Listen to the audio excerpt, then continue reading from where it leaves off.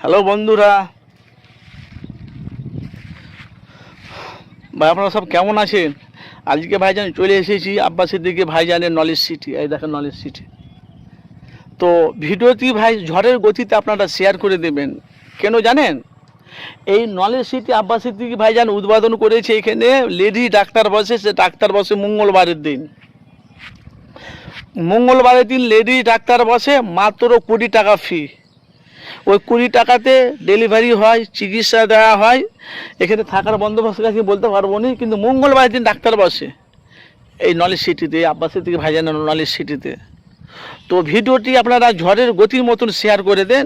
যে বাংলাতে যেভাবে পীর আবু বাক্কারের নাম আপনারা জানি, ফুরফুরা শরীফের মুজাদ্দেদ জামান কুতুবে আলা দাদা হুজুর পীর কেবলা রহমতুল্লাহ আলাইয়ের যে যে আলাহের যে তোমার দাদা হুজুরের নামে যে এই নলেজ সিটিটা করেছে আব্বাস সিদ্দিকী ভাইজান, এই নলেজ সিটিটা এখানে, এটা হলো নলেজ সিটি। এটা জ্ঞানের অর্জন জায়গা।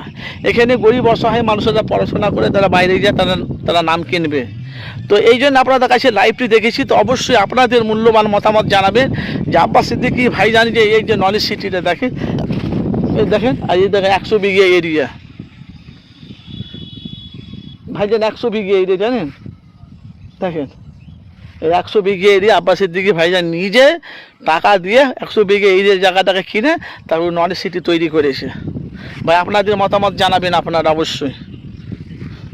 কিছু মানুষের গাজালা করছে ভাই, কিন্তু হলে হবে কি, আব্বাস সিদ্দিকী ভাই বাংলাতে ভক্ত মুরিদগণ বেশি, তারা ভাই তারা দিল খোলাসা করে, তারা আব্বাস সিদ্দিকীকে তারা দান করে ভাই।